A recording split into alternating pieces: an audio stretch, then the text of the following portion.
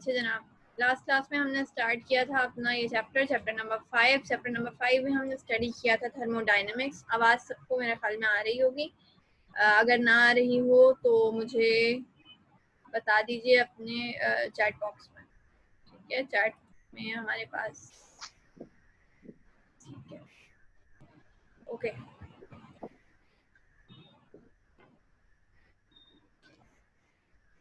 ठीक है, थर्मोडायनेमिक्स की हमने कुछ डेफिनेशंस पढ़ी थी, बेसिक डेफिनेशंस थी हमारे पास। एमसीक्यू में भी ये डेफिनेशंस पूछी जा सकती हैं।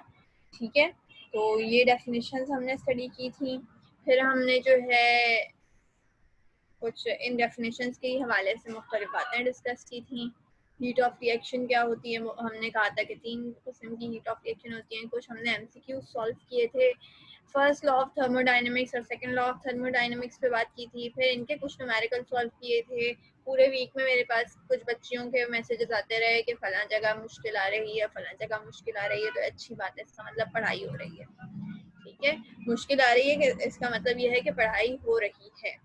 अच्छा, आज भी हम कुछ न्यूमेरिकल इसी चैप्टर से रिलेटेड करेंगे। ये चैप्टर दिखने में बहुत मामूली सा है, लेकिन एमकेट के लिहाज से काफ़ी इम्पोर्टेंट है। वॉइस क्लियर नहीं आ रही इल्सा फातिमा को। बाकी बच्चे मुझे बताएं कि बाकियों को क्लियर आ रही है या नहीं, क्योंकि इल्सा बेटा आपको एडमिट होने में भी टाइम लगा था। हो सकता है आपके इंटरनेट में इशू हो। बाकी बच्चे ज़रा मुझे कंफर्म कर दें सबको आवाज़ क्लियर है। कोई एक बच्चा या 2 बच्चे, हाँ क्लियर है।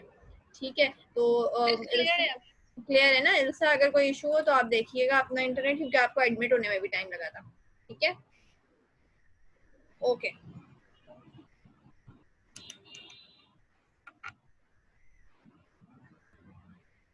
सही, अच्छा जनाब, हमने ये वाले न्यूमेरिकल्स किए थे। ठीक है, उसके बाद हम इस पे बात करने लगे थे और फिर हमने मेरे ख्याल में एंड कर दिया था। ठीक है, तो मैं चाहती हूँ कि आप लोग जो है, एक तो कैलोरी और जूल पे हमने बात कर ली थी।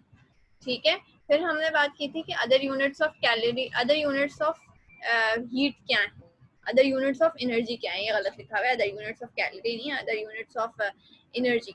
ठीक है, अब ये एनर्जी कोई सी भी एनर्जी हो सकती है, ये हीट एनर्जी भी हो सकती है, ये इलेक्ट्रिकल एनर्जी भी हो सकती है। ठीक है, तो ये जो एनर्जी है वो कोई भी हो सकती है, और इसमें हमें कन्वर्जन जो है वो याद होने चाहिए। ठीक है, और इनकी वैल्यूज भी हमें याद होनी चाहिए। सही, 1 joule is equal to 0.239 calorie. Joule इसलिए याद होना चाहिए क्योंकि ये एसआई यूनिट है। कैलोरी इसलिए याद होना चाहिए क्योंकि calorie most commonly used unit है।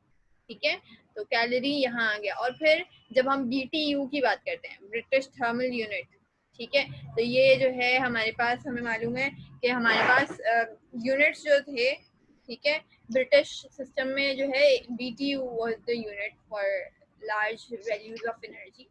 ठीक है, that is equal to 1055 joules. ये भी याद होना चाहिए। इलेक्ट्रॉन वोल्ट याद रखना, मेरा नहीं ख्याल किसी के लिए मुश्किल होगा। 1.602 exponent minus 19 joules. It is the same as the charge, the constant value is the same as the charge of an electron. ठीक है, तो ये 1.602 exponent minus 19 joules is 1 electron volt. ठीक है, ये तो आपको याद ही होगा। Kilowatt hour is what? Kilowatt hour क्या है भाई, जल्दी से बताएं कोई। It is a commercial unit of energy. ठीक है, कमर्शियल यूनिट ऑफ एनर्जी, ये याद रहे, किलोवाट आवर। ये पावर का नहीं, किसका यूनिट है? एनर्जी का। अच्छा, इसकी वैल्यू कितनी होती है जूल्स में? 3.6 एक्सपोनेंट 6 जूल्स। ठीक है, फिर कुछ और यूनिट्स है, 1 अर्ग, मिली इलेक्ट्रॉन वोल्ट, और फिर मिली इलेक्ट्रॉन वोल्ट जो होता है वो -13 एक्सपोनेंट -13 हो जाता है। सही, और 1 फुट पाउंड, ये है फुट पाउंड। कहाँ पे यूज होगा? फुट पाउंड ब्रिटिश यूनिट है, जैसे ब्रिटिश थर्मल यूनिट है वैसे ये फुट पाउंड और HP horsepower into hour, horsepower hour और फुट पाउंड, ये दोनों, और ये 2 और ये 3। ठीक है, ये जो है आपके पास किसका यूनिट है? ब्रिटिश यूनिट्स में से। ठीक है, अच्छा, अर्ग क्या होता है? अर्ग के बारे में कोई कुछ जानता है? ये centimetre gram second unit, system of units में जो हमारे पास सिस्टम ऑफ यूनिट्स हैं वो बहुत सारे पहले इस्तेमाल होते रहे हैं। ठीक है, एक CGS सिस्टम था। ठीक है। एक ब्रिटिश ग्रेविटेशनल सिस्टम है। मौजूदा सिस्टम जो हम यूज करते हैं वो क्या है, वो कौन सा सिस्टम है, वो एसआई यूनिट का सिस्टम है। एक सिस्टम जो है इससे पहले कौन सा इस्तेमाल होता था, एक सीजीएस सिस्टम इस्तेमाल होता था, ठीक है। तो ये जो सिस्टम सीजीएस सिस्टम, ये जो सिस्टम है सीजीएस सिस्टम में ये शामिल होता था, ये वाला यूनिट ऑफ एनर्जी। तो अर्ग की वैल्यू होती है 10⁻⁷ जूल्स, ठीक है। एसआई यूनिट में इसकी वैल्यू हो जाएगी 1 एक्सपोनेंट -7 जूल्स, सही।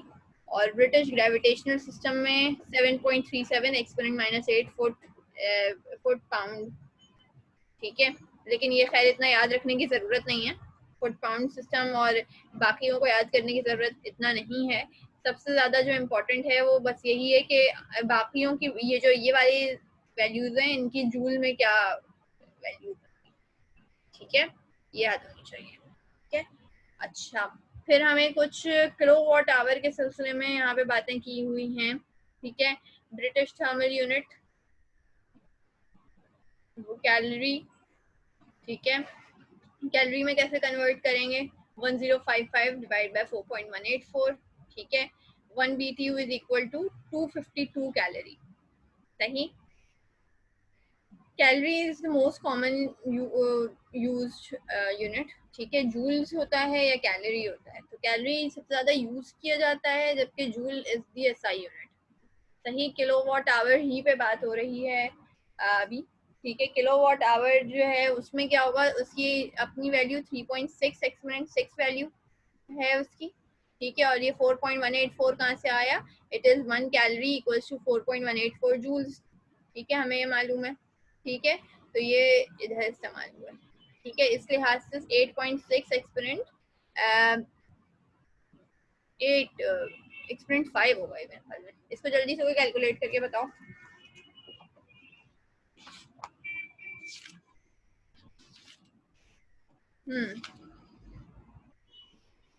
अच्छा, फिर हमारे पास ये इलेक्ट्रॉन वोल्ट भी इसी तरह से निकाला हुआ है, ठीक है। ये आपको वैल्यूज पूरी पूरी याद करने की जरूरत नहीं है, लेकिन आपको उस वक्त निकालना आना चाहिए, ठीक है। 8.6 एक्सपोनेंट 5 ये वैल्यू आ गई, 1 kilowatt hour is equal to 8.6 exponent 5 calorie. ये हमने निकाला इन सबको किस तरह से, किलोवाट आवर या बीटीयू को हम कन्वर्ट कैसे कर रहे हैं, ये हम कन्वर्ट कर रहे हैं कैलोरी में कन्वर्ट करने के लिए हमने लिया 4.184, ठीक है। जो कि एक्चुअली क्या है, ये जूल की वैल्यू है इन 1 कैलोरी। 1 कैलोरी हैज 4.184 जूल्स, और इसको हम अगर डिवाइड कर देते हैं इन यूनिट्स के साथ, ठीक है, तो हमें ये वैल्यूज मिलेंगी, ठीक है। किलोवाट आवर को कन्वर्ट करने के लिए भी 4.184 जूल 4.184 से डिवाइड किया, ठीक है। बीटीयू को कन्वर्ट करने के लिए भी हमने यही किया, 4.184 जूल से डिवाइड किया। किलोवाट आवर को कन्वर्ट करने के लिए भी हमने क्या किया है, यही किया। फिर इलेक्ट्रॉन वोल्ट को अगर हमें कन्वर्ट करना हो कैलोरी में, तब भी हम यही करेंगे, सही। क्लियर है ये वाली बात।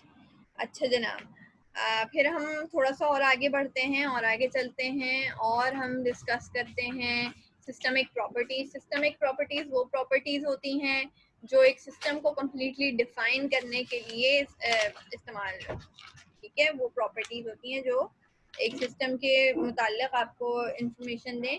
ऐसी ये जो प्रॉपर्टीज होती हैं दो तरह की हो सकती हैं, एक माइक्रोस्कोपिक एक मैक्रोस्कोपिक। माइक्रोस्कोपिक प्रॉपर्टीज वो प्रॉपर्टीज हैं जो आप डिटरमाइन एज सच सामने देखकर या उसको किसी बैलेंस में रखकर नहीं कर सकते, ठीक है।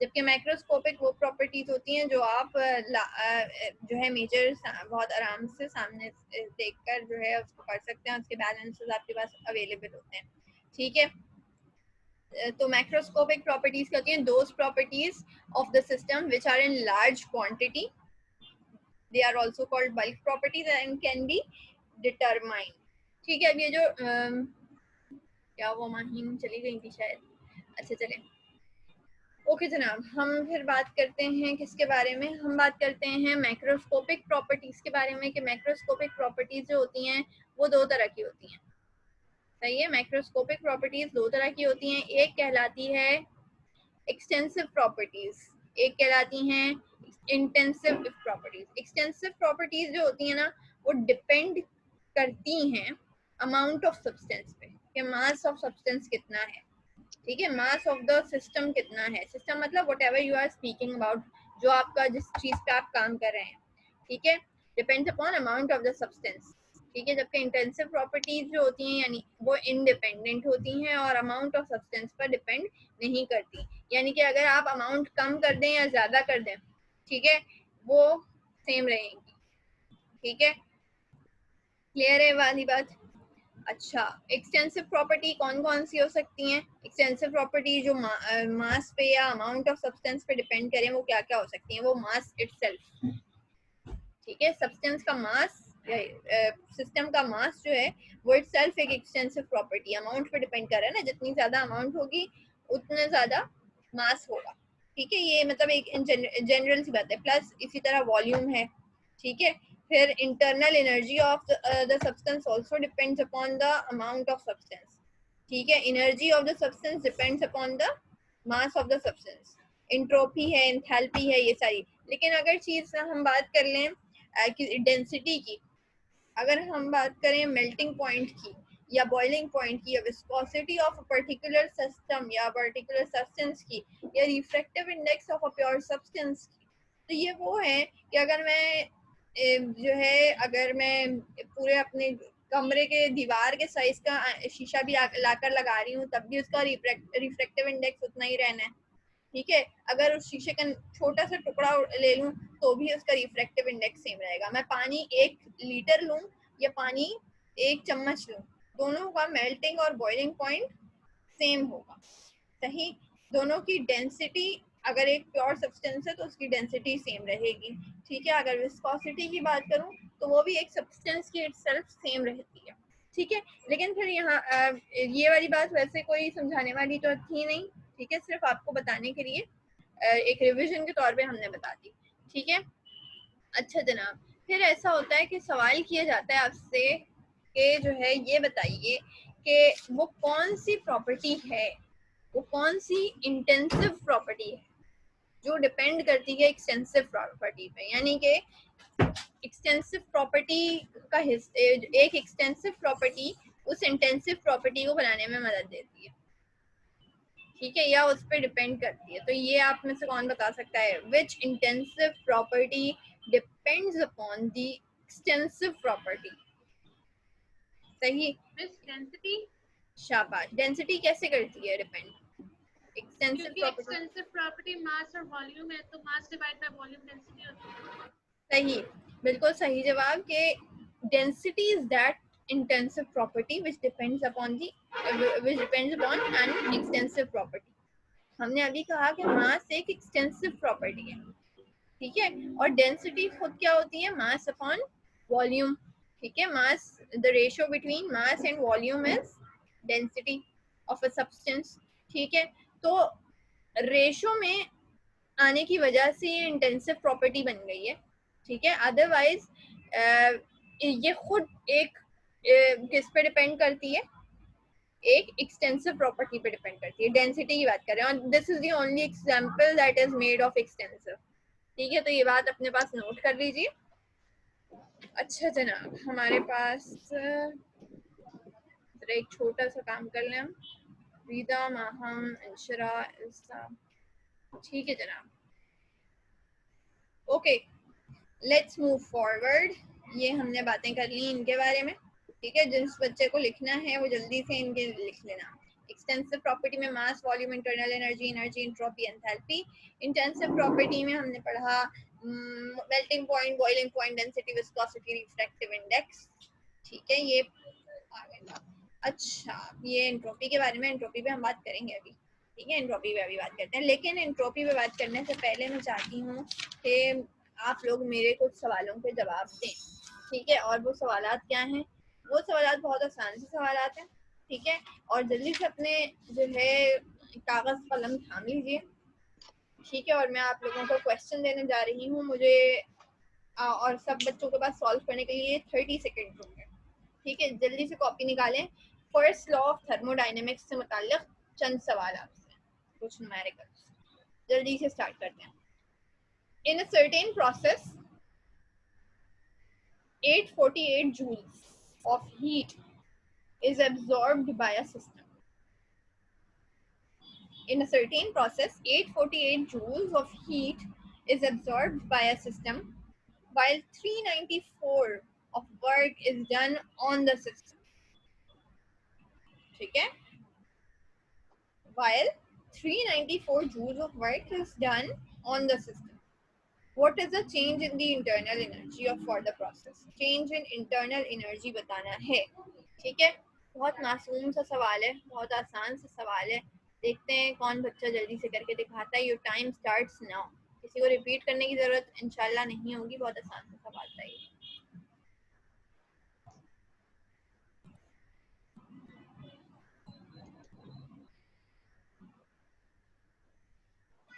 सवाल क्या दिया गया हमें?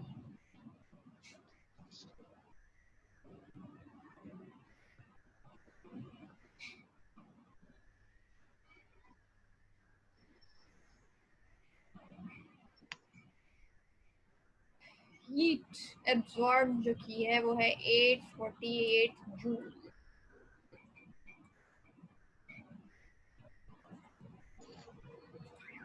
ठीक है. और फिर हमें कहा गया कि 394 जूल जो है work done by the system है. चेंज इन इंटरनल एनर्जी बता दें. ठीक है.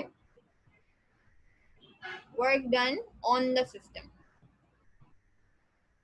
और जब work done on the system होता है तो ये कैसा होता है? पॉजिटिव होता है या नेगेटिव होता है?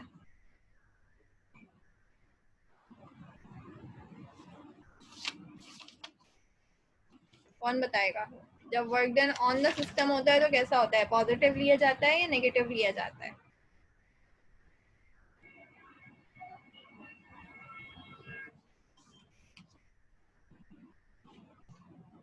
क्या हुआ? इतनी खामोशी क्यों है?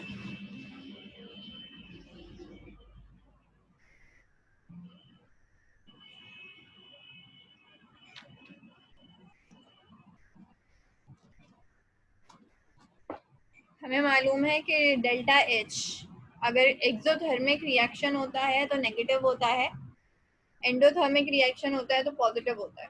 ठीक है. यहाँ पे क्या हो रहा है? Heat is absorbed bye the system. तो इसका मतलब कैसा रिएक्शन होगा ये? Endothermic reaction. यानी डेल्टा एच क्या है? पॉजिटिव. यानी 848 इज पॉजिटिव. ये बात तो हमें समझ है. 1242 जूल्स. और कोई बच्चा?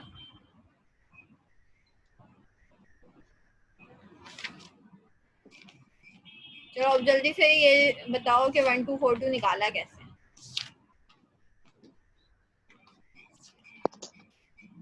मिस इसका फॉर्मूला है del is equals to q minus w. और वर्क डन नेगेटिव होगा. वर्क डन नेगेटिव होगा. क्यों नेगेटिव होगा? क्योंकि बाय द सिस्टम नहीं है, ऑन द सिस्टम है. जब वर्क डन, अच्छा ये वाली बातें आप सब लोग अपने पास लिख लीजिए, वैसे आप लोगों को याद ही होंगी. ठीक है. When work is done by the system then work is positive. जब काम खुद किया होगा सिस्टम ने तो पॉजिटिव. जब काम यानी work is done on the system then it is negative. Internal energy increase हुई है तो पॉजिटिव लेंगे. इंटरनल एनर्जी डिक्रीज हुई है तो नेगेटिव लेंगे. These are the keywords which are used. ठीक है. और इसी तरह हीट सिस्टम में ऐड हुई है यानी एंडोथर्मिक रिएक्शन है तो पॉजिटिव लिया जाएगा. अगर हीट इवॉल्व हुई है तो नेगेटिव लिया जाएगा. सही. 454 जूल्स. इतना बड़ा आंसर कैसे आया बेटा? अब देखो हमारे पास क्वेश्चन क्या था? 848. हमारे पास एक्चुअल फॉर्मूला क्या है? जल्दी से बताओ. हमारे पास एक्चुअल फॉर्मूला है Q equals to E plus W. Delta E plus W. हमें इस क्वेश्चन में मालूम क्या करना है? डेल्टा E मालूम करना है. यही है ना? Q हमारे पास क्या हो गया? 848. ठीक है. ठीक है. डेल्टा E हमें मालूम करना है. Plus W. प्लस W कितना है? प्लस W हमारे पास है -394. यही है. क्योंकि हमने क्या कहा कि work done is on the system. जब ये यहाँ पे माइनस हो रहा है, प्लस माइनस माइनस, ठीक है, तो यहाँ जाके क्या हो जाएगा, प्लस। ठीक है, तो 848 में आप ऐड करा दीजिए, 848 में ऐड करा दो जल्दी से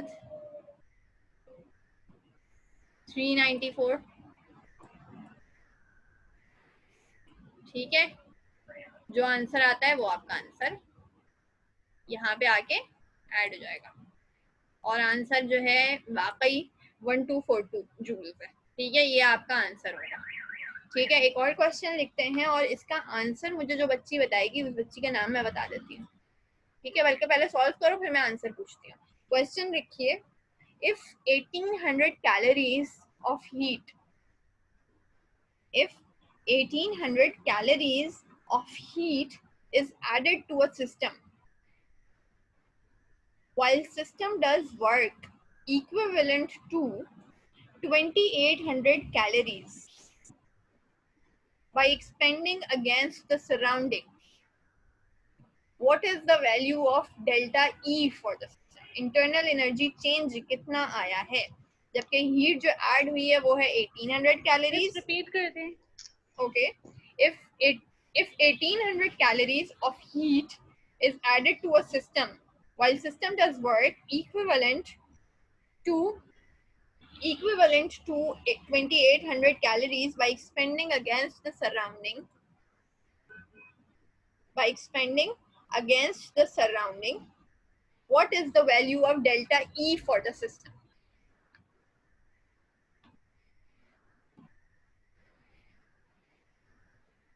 What is the value of delta E for the system?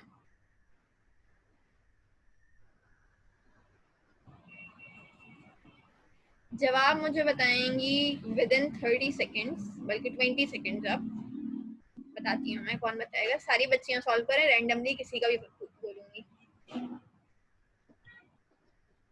जवाब मुझे देंगी हफ्सा। जी हफ्सा, 10 सेकेंड्स हैं, जल्दी से सॉल्व करें and let me know your answer. बाकी बच्चियां भी सॉल्व करें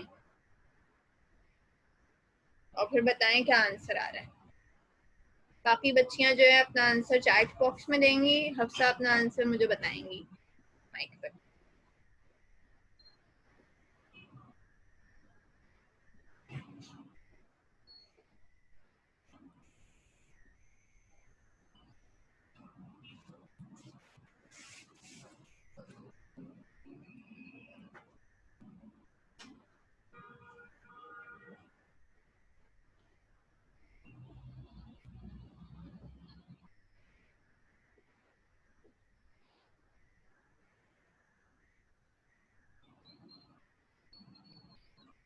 जी हफ्सा बताएं जल्दी से आंसर क्या आया।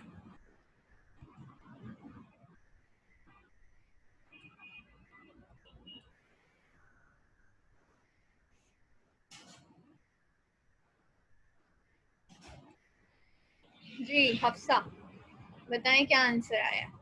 1800 minus 2800, delta E for the system is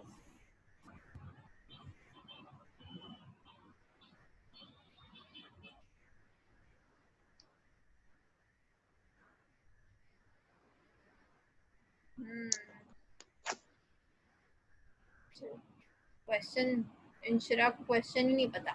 nice. If 1800 calories of heat is added to a system while system does work equivalent to 2800 calories by expanding against the surrounding, what is the value of delta E for the system? -1000. Good Hafsa, good, very nice. उरीदा ने भी सही जवाब दिया है, -1000। ठीक है, कैसे किया हमने, ये हमारे पास 1800 था डेल्टा H, डेल्टा Q।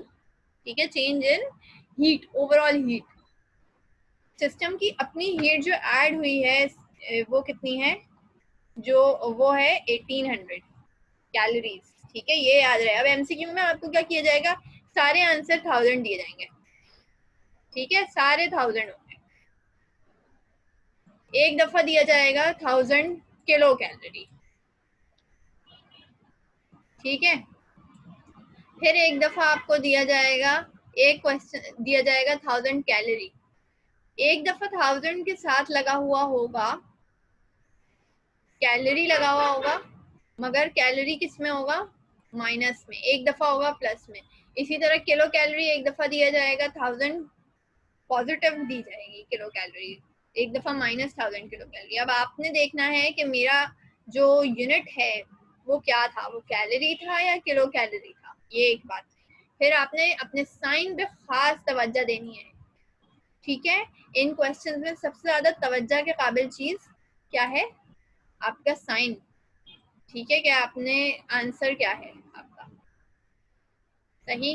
अच्छा, हमारी मीटिंग जो है वो थोड़ी ही देर में एंड होने वाली है, लेकिन हम आखिरी एक क्वेश्चन एक और इससे रिलेटेड करते हैं, फिर हम एंट्रोपी वाला एक टॉपिक पढ़ने वाले हैं। जल्दी से क्वेश्चंस लिखें। In a certain process -500 joules of work is done on a system, ठीक है। आपकी बार क्या हुआ है, -500 joules of work is done on a system which gives off 200 joules of heat. In a certain process, 500 joules of work is done on a system, which gives off 200 joules of heat. What is the value of delta E for the process? Again, delta E मालूम करना है इस question में भी। 500 work is done on a system, gives off energy 200 joules.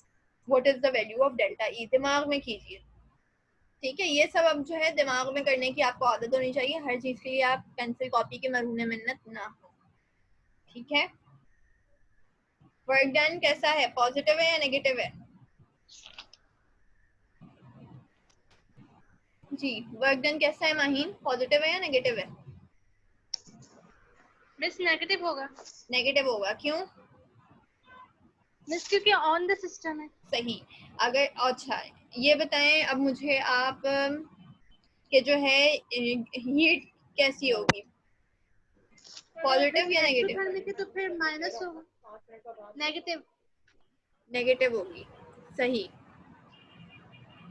अच्छा जनाब, good. Miss इसका answer आ रहा है गिव्स ऑफ, 300। हाँ 300। देखो सिस्टम ने हीट गिव ऑफ की है, यानी हीट इवॉल्व हुई है, ठीक है। जी मिस। तो इसका मतलब हीट कैसी होगी, नेगेटिव। हीट नेगेटिव में होगी। सही। अच्छा जनाब, हमारे पास आंसर 300 है और ये बिल्कुल सही जवाब है। अब बात करते हैं थोड़ी सी एंट्रोपी के मुताल्लिक। एंट्रोपी क्या चीज होती है? एंट्रोपी इज द डिसऑर्डरनेस और रैंडमनेस और degree of freedom of molecules और इन अ सब्सटेंस, ठीक है। एंट्रोपी का मतलब क्या है, रैंडमनेस या डिसऑर्डरनेस, ठीक है। सॉलिड में हम देखते हैं कि जो पार्टिकल्स होते हैं वो आपस में बहुत ज्यादा करीब करीब होते हैं, ठीक है। अगर ये सॉलिड है तो इसके मॉलिक्यूल्स आपस में बहुत जुड़े जुड़े होंगे, ठीक है। जब हम बात करेंगे इसी सब्सटेंस के लिक्विड की, तो उसमें क्या होगा, मॉलिक्यूल्स आपस में बिखरे हुए होंगे, निस्बतन बिखरे हुए होंगे, ठीक है। और जब हम बात करेंगे गैस की, ठीक है, तो गैस के अंदर मॉलिक्यूल्स और भी दूर दूर होंगे और इनके अंदर डिसऑर्डरनेस बढ़ जाएगी, ठीक है। ये हमारा एक यूनिवर्सल कानून है, ठीक है, कि generally entropy increases and tends to be maximised even if मैं अब इस गैस को इसी शक्ल में वापस ले आऊं या मैं इस गैस को सॉलिडिफाई कर दूं, तो क्या ये मुमकिन है कि यही जो मॉलिक्यूल जो पहले इस जगह पे था मैं इसको इसी जगह पे फिक्स कर वापस इस जगह ला सकूं? नहीं मुमकिन है, ठीक है। ये हो सकता है ये गैस दोबारा सॉलिड तो बन जाएगी, ये तो हमारे बाएं हाथ तक खेल है। प्रेशर दें, लिक्विड बना दें और फिर मजीद प्रेशर देकर उसको सॉलिडिफाई भी किया जा सकता है, ठीक है। लेकिन क्या होगा कि क्या मैं इन मॉलिक्यूल्स को उसी सेटिंग में दोबारा ला सकती हूँ जैसे ये पहले थे? नहीं ला सकती, ठीक है। इसलिए कहा जाता है कि एंट्रोपी ओवरऑल हमेशा इंक्रीज ही होती है and it never changes to decrease, ठीक है। फिर हम बात करते हैं कुछ सब्सटेंसेस के मुताल्लिक, ठीक है, और कुछ जगहों पे ये बात करते हैं कि डिक्रीज कैसे होती है एंट्रोपी। मैं इसके बारे में आप लोगों को एक छोटा सा चार्ट दिखाती हूँ। और उससे भी एंट्रोपी से ज़्यादा इम्पोर्टेंट बात यह है कि कौन से रिएक्शंस जो हैं वो एंडोथर्मिक हैं और कौन से एक्सोथर्मिक हैं। ठीक है, मैं एक मिनट इस पे बात करते हैं। ठीक है, ये हमारा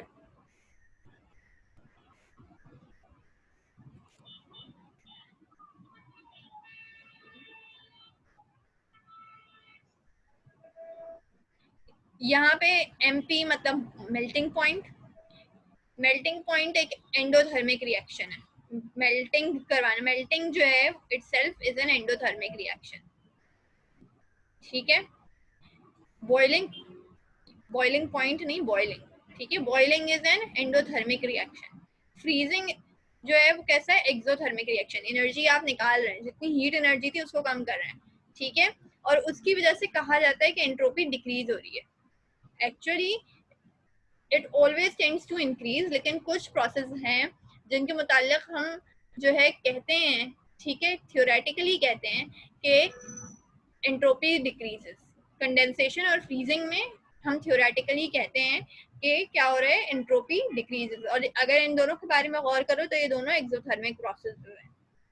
ठीक है, इवेपोरेशन इज कैसा प्रोसेस है, एंडोथर्मिक है। Condensation exothermic. रेस्पिरेशन कैसा है, एक्सोथर्मिक। आज क्या सारे बच्चों के इंटरनेट सब बार बार गायब हो जा रहे हैं, हर थोड़ी देर बाद कोई बच्चा जो है वो एंटर होता है क्लास में। फोटोसिंथेसिस कैसा है, एंडोथर्मिक प्रोसेस है। बर्निंग ऑफ फ्यूल कैसा है, एक्सोथर्मिक प्रोसेस है। ठीक है, ये सारी बातें हमने इस चैप्टर के मुताल्लिक जो है ऑलमोस्ट कर ली हैं। ठीक है, अगर आपसे सवाल किया जाए कि डिसऑर्डर जो है वो एंट्रोपी जो है वो इंक्रीज होती है इन जनरल या डिक्रीज होती है, तो आप हमेशा कहेंगे कि disorder increases causing increase in entropy. ठीक है, एंट्रोपी इन जनरल यूनिवर्स की बढ़ती ही है। ठीक है, फिर एक चीज हमें बात करनी थी स्टेट फंक्शन की। ठीक है, एक टॉपिक जो है मेरे पास यहाँ पे इस चैप्टर में से डिस्कस करना मेरे ख्याल में रह गया था। Let me find it.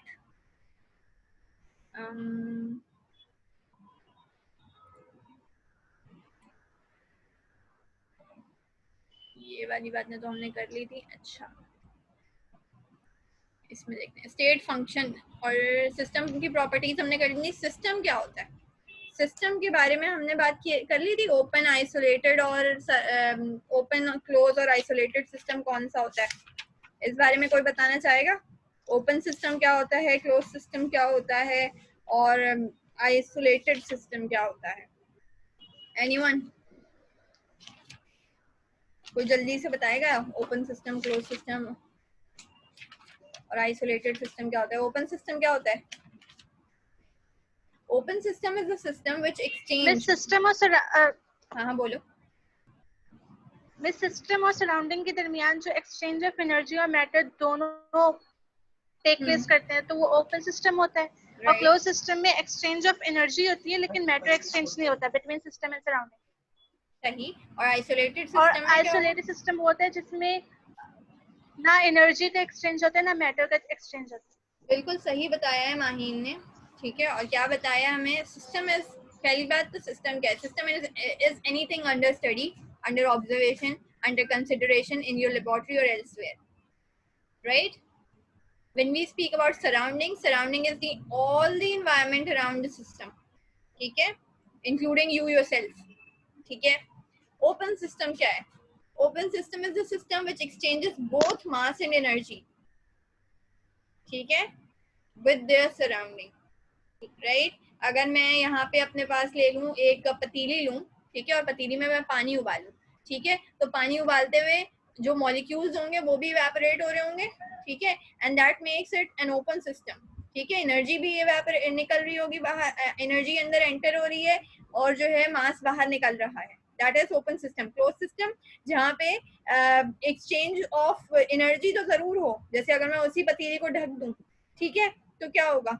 Energy जो है वो तो एक्सचेंज हो रही है, लेकिन क्या होगा कि जो मास है वो अंदर सस्टेन्ड रहेगा। जो अब वाटर मॉलिक्यूल्स इवेपोरेट हो रहे होंगे वो इवेपोरेट होकर दोबारा कंडेंस होकर वापस भी आ जाएंगे। आइसोलेटेड सिस्टम में क्या होगा, ना जो है एनर्जी निकलेगी, ना अंदर आएगी, ना बाहर जाएगी, ना मासेस अंदर आएंगे बाहर जाएंगे। क्लास का टाइम ओवर हो रहा है, ठीक है, less than 1 minute is remaining.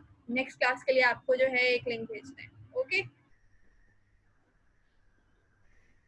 मेरे ख्याल में यहाँ पे बातें क्लियर हो गई होंगी। अगर कोई नहीं हुई तो नेक्स्ट क्लास नेक्स्ट सेशन में बताइएगा।